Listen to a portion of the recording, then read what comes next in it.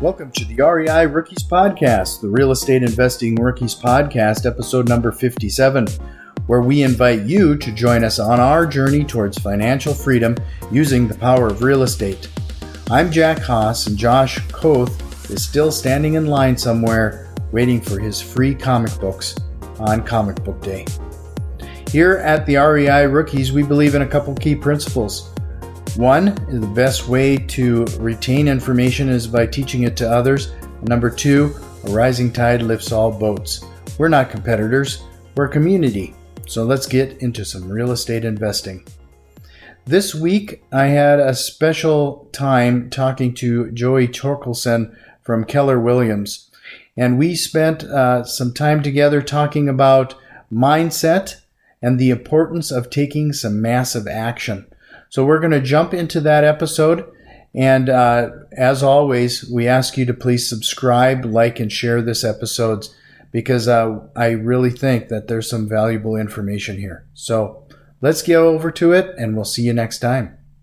Joey, do you want to kind of do a quick introduction, elevator pitch of you and your team and what you do?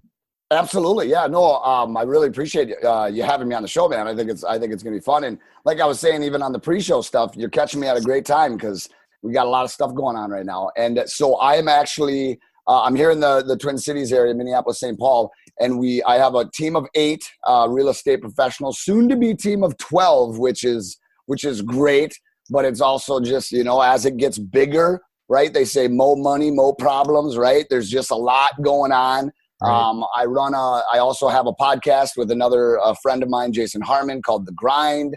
I invest in real estate myself. So I have that whole side of things, and I do lots of speaking and teaching. So I got 4 hats that I'm wearing, and I tell you what, it's fun, but it's also one of those things where it's just, wow. Sometimes you feel like the world is just like, wow, there's a lot of stuff going on, and how do you handle it? So really, talking about mindsets it's perfect for right now because we have a lot of stuff rocking and rolling, a lot of ups and downs happening. Well, you and I chatted about this before on your podcast, but I really see you and Jason as one of my 5. When I drive into work every morning, you're one of the podcasts I listen to. I mean, it's awesome. It's become a habit as I'm driving in. And I usually gravitate towards something that is mindset driven as I'm coming into work. I mean, it just kind of helps kick off that day. Oh, yeah. But one of the things I wanted to chat with you about is, and I think we both experience it, we were chatting about the real estate investing group that Josh and I host.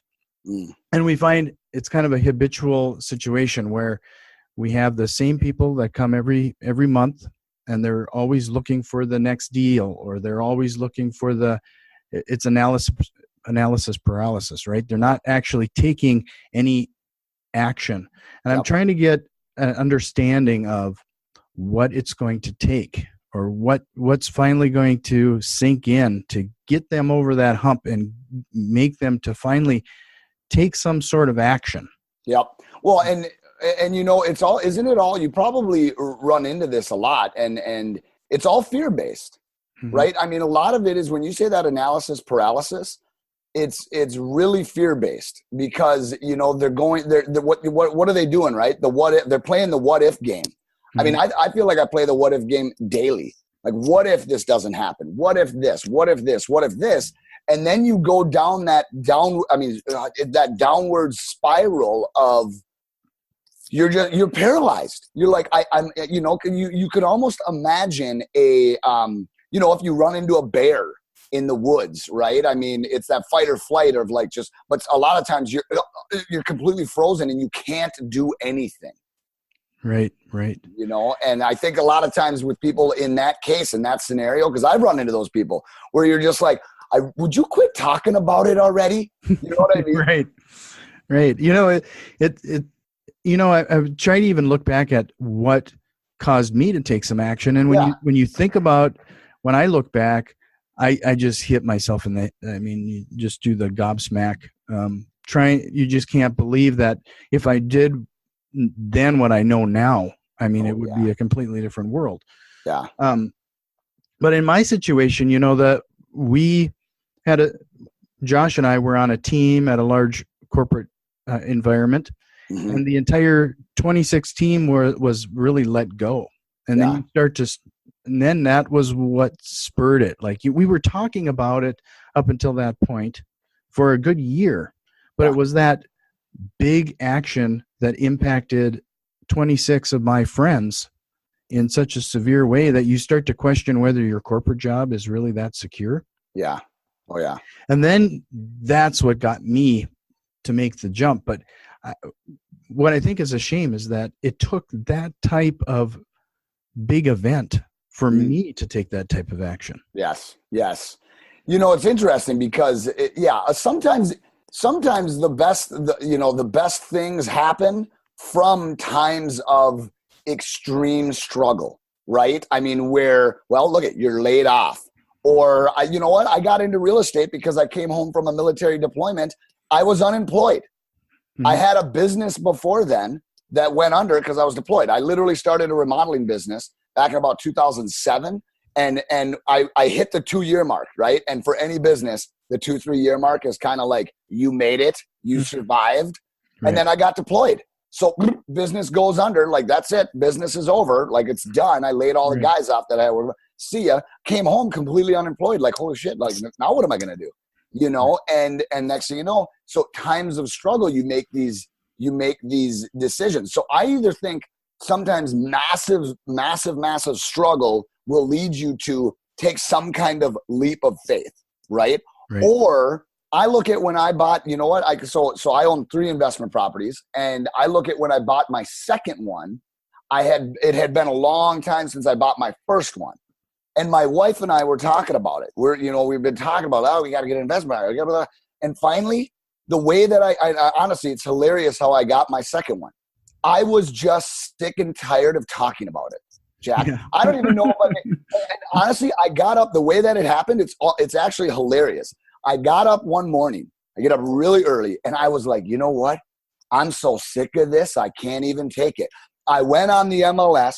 I literally randomly picked a duplex that looked like, I kind of roughly looked at the numbers, and it made sense. I wrote the offer. I literally wrote the offer and submitted it. I didn't even have a pre-approval letter. I hadn't talked to a bank, whatever. It was that shoot, fire, aim kind of philosophy. Right. And it literally came from just being tired, just being like, you know what, I'm done. I'm just doing this. And you know what, whatever happens, happens. Now it ended up working out. It ended up being an awesome deal. There was lots of negotiations back and forth, we call it the dumpy duplex. Right. And so, but again, that's why times of struggle or times of just being sick and tired of doing it. Now, here's the deal though. I think as well as I know, because I belong to a couple of networking groups myself. Some people just are never going to get past that. They just won't.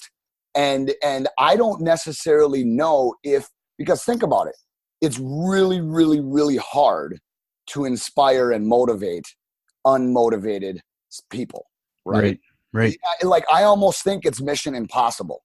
If they either have that little teeny spark and you will be able to push them over the edge at some point, or I do think that sometimes the spark just doesn't exist. I do think there's those people out there, and they'll just never do it. And that's okay. So you just got to embrace the fact that there's a lot of those people out there. That's how it's going to roll. You know what I mean?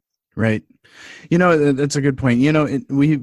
We mentioned it on your podcast. We have kind of a saying that we kind of default to. You can never say the wrong thing to the right person. You can't say the right thing to the wrong person. Yeah. It just, there's no convincing. And until they've convinced themselves. Yes. It's really, you're just noise. Right. 100%. And that's why, what's so funny is because on the team, for example, on the real estate team, well, obviously, and we're a very heavy lead generating team in the sense of like, that's our culture we push. Like lead generating, 15 hours a week minimum. Like you got to lead generate. That's the heart of our business, right?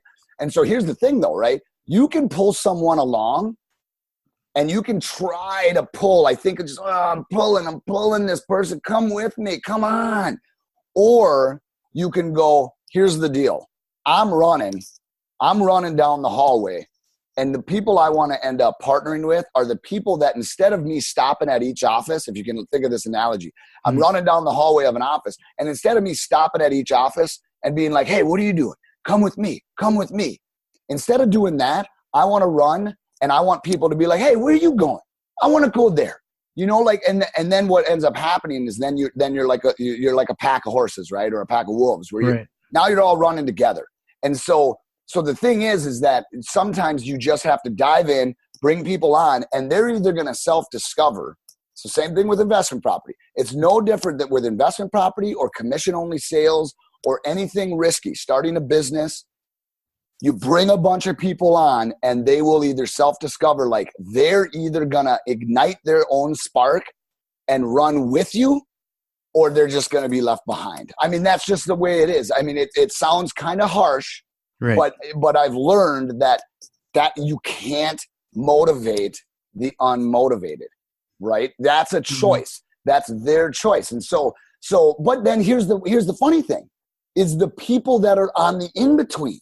See, because you're going to have the people that are like completely unmotivated. They're a hopeless cause. You're probably never going to spark anything. Then you're going to have the people that are completely driven. They're making decisions. They're probably horrible decisions, but they're going to learn from them. They're just going for it. It's the people that are in between, I think, that you and I are talking about, that like, man, they got it. They got the spark. It's in there. Yeah. They just literally haven't been like pushed off the ledge yet. You know, those are the tough ones, because you see it in them and you go like, God, I see that you can do this. Right. And it's frustrating, isn't it? You know what I mean? Yeah. No, I know exactly what you mean.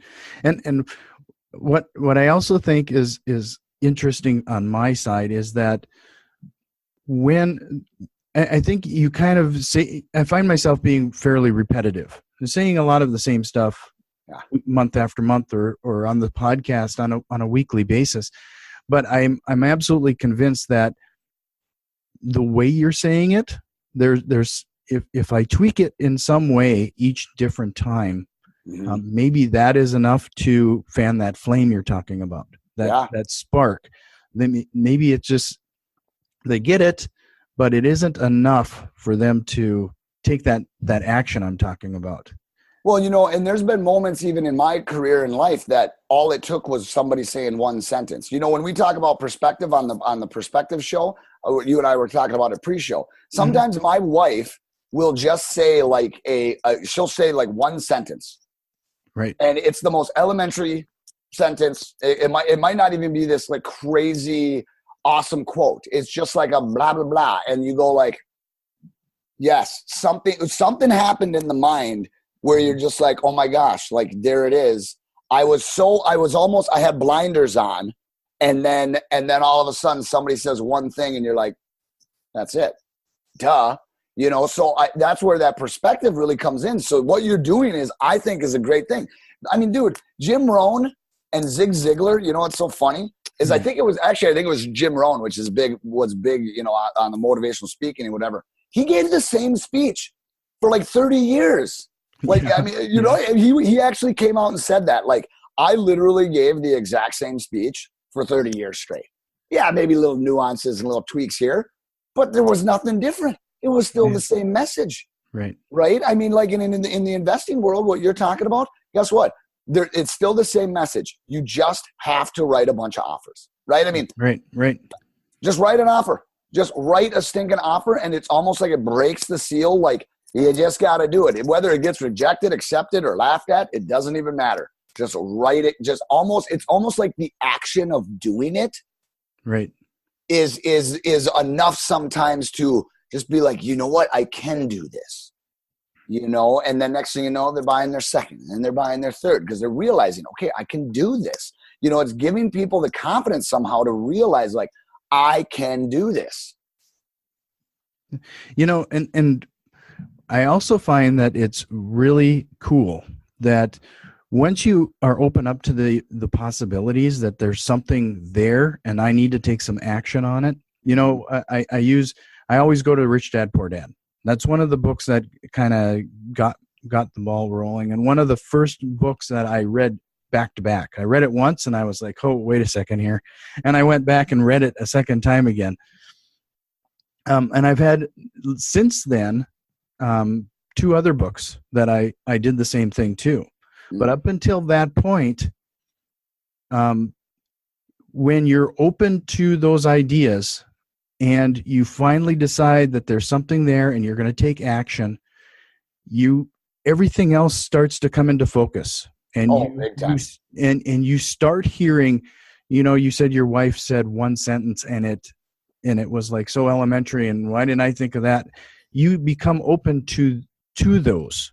Yes. Up until then, I probably would have just blown that off. Like I wouldn't have even noticed it. It would have been a passing comment. But like you said, now it takes you, it stops me. It gives me pause to like, okay, there was definitely something there and I need to take that in. Well, and what's funny is that a lot of those opportunities and moments, what's really hilarious, like if you get really good at this, and it's hard, man, because like I said, people have a tendency to come from fear, right? I mean, they're obviously, that's what's stopping them. Or when they're in it, they're so scared that it becomes paralyzing. And then what ends up happening, I think, when you're in there, and dude, I get in there all the time. Like I'm there. I get there where I'm just like, oh my gosh, like, what am I even doing? Like there are moments all this freaking time where I stop and I go, what am I doing? Like, what in the hell happened? Where I'm so deep down the rabbit hole of like, whatever. And fear stops me right in my tracks. Right. And then I start getting, frazzled and frustrated and da-da-da. And then what's happening when I'm in that mode is all these opportunities dissipate and they're gone, right? I mean, because I'm not seeing that. Because I'm so scared about the moment I'm in. And the reason why I said you're catching me at a good time is because literally like this morning, like there's some stuff happening with the team and whatever. And I'm looking at numbers and I'm going like, God dang it, we aren't where we need to be. And all of a sudden I start getting scared. I start getting nervous. Like, oh my gosh, like is the business, then your mind starts running with you. Is the business going to go under? What if this keeps going on? And no. And next thing you know, it makes it so you're not seeing all these different awesome things. That's like, oh, there's an opportunity. There's an opportunity. There's a person you should partner with. There's an investment property you should buy. Right. Because you're too freaking scared and nervous, and that will cloud your judgment. You know what I mean? And so, and boy, it's hard. And you know what it is? It's a journey, though. I think it's just everybody's journey is different. That's why there's some people that they don't get started in the investment world until they're like 60 years old. Because they just weren't ready. They probably had opportunities. And then there's some people that do it when they're 20 and it's like, whoa, somebody slapped them upside the head. And next thing you know, they're 35 years old and retiring. But and what's hilarious about that is you think when you see those people, you're like, oh, they got it pretty easy. It's like, really? No, they didn't. Because 10 years ago, they were scared as hell. You know what I mean? Yeah. What kind of activities or what process do you go through to face that fear? Like, well, it's action, right? I mean, action will get you out of. So you know what? Actually, a guy that I'm partnered with said that he gave me this advice a long time ago, and he said, listen, if you're in a mode of like, just you're paralyzed. You're like, oh my gosh, you're like, you can imagine yourself like, okay, if you're on I can bring up being on a real estate team, but you're on a real estate team, you're lead generating, and you're just like, you're just in a slump. No one's saying yes. You're getting 1,000 no's. Everybody's flicking you off, being crabby, and you're just like, oh, and I've been in those moments where I'm like, it's like the walls of my office are caving in, right? He said, and basically what he said is you have to basically pivot and take a completely different action. It needs to be an action because it's going to shift your mindset out. And so one of the things he brought up, which is a kind of a random, I think, amazing thing, is he says, when you find yourself in that mode, go give something. Oh, that's a good idea. And you kind of wonder like, wait, what the hell? Well, think about it. You're in this mode of like despair and I can't get anything going and everybody's saying no. He's basically saying, go give. It doesn't matter. Go get out of where you are and go buy someone coffee randomly or go buy someone's groceries or whatever it even looks like. Because what's going to happen is it's just something in your mind. It's shifting the vibration or shifting just the mindset of like, the opposite of the funk. Because the funk is like, I need all this stuff. It's like, but then the opposite of that is like, well, I'm just going to go give. Right. You know, and I tell you what, every time I've done it, and I still do it, and I actually recommend a lot of team members to do it, is you're taking some kind of action opposite of what you're doing. And it doesn't necessarily have to be, I mean, giving is one tactic, but like you might be, okay, for example, you might be just jamming the phones and you're just getting rocked and it sucks. Guess what? If it happens to be a nice day, get the hell out of there, go chill out, go for a walk, have lunch, and then go do a different action, like rap on some doors. Mm-hmm. You know, I'm going to go door knock on 5 doors, or I'm going to go call 5 friends that I know aren't going to be crabby. Do you see what I mean? Yep. It's just taking a completely, that's why I call it pivoting. You're just like, you know, and it's like, I can't even go down this path right now because I'm in a deep funk of it. You know what I mean? Right. No, that's a great tactic. Yeah. I found that one of the things that's been working for me lately too is when I do feel that fear, I'll actually face it head on and actually say, okay, this is ridiculous. What's the worst thing that could happen? And then kind of go through that process, that mental gymnastics to like actually go down that rabbit hole. And then you start to go, well, this is just stupid. Oh, the likelihood of it happening for one is pretty low. Right. And then it just makes you face the irrational. Well, and you know what, when you say face it too, you know, what's really interesting is just this morning, I was talking to my wife about transparency. And we had Mike Robbins on the show, Bring Your Whole Self to Work, which is awesome. That Facebook Live was great, by the way. Yeah, and you know what's hilarious is that he calls it HR honest. If you remember, we were talking about HR honest. I'm HR honest a lot. HR honest is you're being honest, right? Like, so for example, like you know, I might let the team know here's where we're at. Our numbers are good, bad, they suck, whatever. Well, that's HR honest. I'm being honest. But do they know? This is just an example. Do they know deep down inside, I'm scared? See what I'm saying? Yep. That's transparent. So you got he calls it that what the hell is it? Authenticity continuum, right? Phony, honest, and then authentic. So when you're talking about facing your fears head on, that's being authentic. Because whatever that looks like, it's going to expose you. Hey, I'm gonna face this head on. I'm going to call that crabby client. That client is so pissed at me, I'm going to call them. Or let's say you got an investment deal going on that's going completely horrible, right? I'm going to call that seller. And I'm just, you know what? Here we go. We're going to do this dance. I'm going to let it all out. It's going to there's going to be swear words. There's going to be crying. There's going to be this or that. But I'm going to let it all out. And guess what? When the dust settles, and that's why when we talked about it with Mike on the show, when the dust settles, then now you got somewhere. Right. Well, I just had that experience just last night. I have been fighting with a vendor that handles some of our transactions, and because of it, it's delayed something for one of our customers. And I've been mostly communicating with them through Facebook Messenger, which I also find fascinating. That, I mean, we have all these different modes of communication these days, and they opt to communicate that way. But in the end, I was just like, screw it. I grabbed the paper and I just drove over there. You know? Exactly. And in the end, you know, they were just happy to see you. You know, they just want to know what's going on, and it ended up being a great few minutes with them. You know, so the fear, your perceived fear is it never is equivalent to what the actuality, what's really going on. Well, no, and think about it. That's why when people are really nervous, and I've been there where I'm just extremely nervous. And actually, Mike talked about it on the show. Again, he said, you know, he was talking about that where he's in a very high-powered meeting. You know, he's in this super, super high-powered meeting, and he's nervous, and he's trying to do a pitch, and he stops the pitch, and he says, hey, guys, you know what?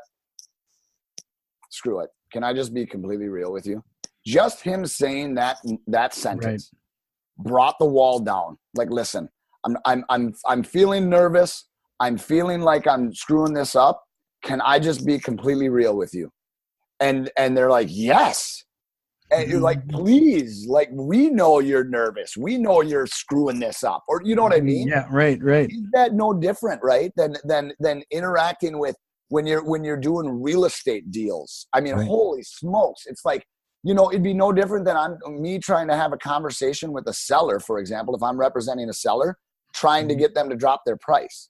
Right? I mean, that's such a weird conversation. And there's all these things you can do to kind of da-da-da, when really all you need to do is be like, hey, can I be completely honest with you guys? Do you give me permission to be completely honest with you guys? Right. Yes, we do, Joey. Please be honest with us. Sounds good. You're super overpriced. You need to drop it 20 grand. Yeah. And guess what? They might freak out. Right. And be like, rah, rah, rah. Be like, hey, guess what? You wanted me to be honest. Whether you decide to listen or not, that's up to you. I'm just being completely honest with you. You know, and it's like, we don't see that enough, Jack. Like, we need to see that more. And that was kind of Mike's, when he says, bring your whole self to work, we need to see a lot more of that. His conversation really rang true to me, and I still hold it dear memories regarding a team that I was on at the same corporation as a vendor. We had a team that we worked with partners, and that team was very transparent, and we always commented about how this is such a great team. We hate to see it ever disband. We're firing on all cylinders. We were just rock stars, all of us. And after listening to him on Facebook Live the other day, I realized that it was that situation where we were very transparent. Yep. We were watching out for each other, looking, covering each other's back. If somebody needed some help, I mean, there was always somebody else to step in. It was just an ideal scenario, and it became a very close-knit, don't worry about it, we got it.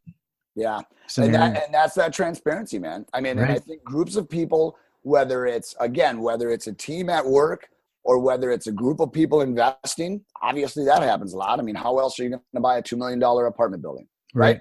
You're going to buy a $2 million apartment building. Guess what? Most likely, unless you're extremely wealthy, you won the lottery, you're going to be partnering with 3, 4, 5, sometimes 10 people. Right? Because you're going to try to come up with $500,000 or whatever.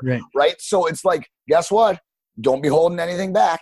Be transparent. Because the ones that actually, I'm sure the investment groups that fall apart are because there was 2 or 3 people that they weren't honest. They weren't actually, no, see, they might have been HR honest. They weren't completely transparent with what was actually happening. And of course it's going to fail. Right. Because if that doesn't exist, HR honest doesn't work, because then people's feelings are not actually out. Right. They're not actually out in the open, like, and completely bare-chested, exposed, and that's where the true magic, I think, that's where the true magic happens. That's why when you run into somebody, and actually we lightly talked about it on the show, but if you ever have a conversation with someone where tears are involved. Oh, yeah. Yeah. That's where the true magic happens, right? Because people are exposed and they're like, I'm letting this out and it's happening and it's awkward, but it's happening. Yeah. Yeah. It's awkward, but you always come out with a better relationship and typically a better team environment. Yeah, definitely. Can't say enough about that. Let's close this out. Yeah. I really appreciate the time that you've given me here, but I was hoping that you could end with a couple rapid fire things for me. Let's wrap. I love that. Let's do it. Favorite book? Traveler's Gift. I knew you were going to say that. I love that book. That's another one that I read twice. Oh, everybody and on the show, anybody listening to your show right now, stop and go get the damn audio book, because Andy Andrews is phenomenal with that. Yeah, no, I just love that, and I've been reading The Alchemist lately. Oh yes, that's also a great book. Yes. Tell me about, since you're in real estate investing, your worst deal. You know what? I don't know. Time will tell, but I might be in it. And there's one. Time will tell, but there's one right now happening where we bought it, and there's a lot more work than we thought. I'm sure you guys have we've been there. We've been there. So right now it's kind of happening. The other deals are good and they're running and they're awesome. Right now we're kind of in like, okay. So, but again, even with that, time is your best partner there, right? Just hang in there. Right. And you'll get through it. But yeah, I might be going through it. Best or your favorite band? We're going to jump around a little bit. Yeah. You know what? I'm a huge, if you can see, the people listening can't see this, but right here, you can see a little Beatles sure, back there. I'm a big Beatles fan, but I'm a huge Collective Soul fan. Oh, really? And that's, that was my very first CD was Collective Soul back in like 91, 92. It was my very first CD. I bought a radio with a CD player, and that was my first CD. So I love those guys. Well, that's awesome. Yeah. Well, thank you so much, Joey. You, like I said, I appreciate the podcast. Yes. Where can people find you and follow you? And why don't you let them know your social? Yeah, you know what? So anybody that's listening right now that wants to friend request me, I love talking to fellow investors. Anybody that listens to the show, check out the Grind Podcast. You can find that Google Play, Stitcher, and iTunes, and check that out for sure. And so on social media, Joey Torkildson. Hopefully in you guys' show notes, you can probably put a couple links in there as well. Oh, yeah, you bet. Yeah, yep, absolutely, brother. So remember, get off the bench and into the game. Thanks a lot, Joey, and we'll see you next time.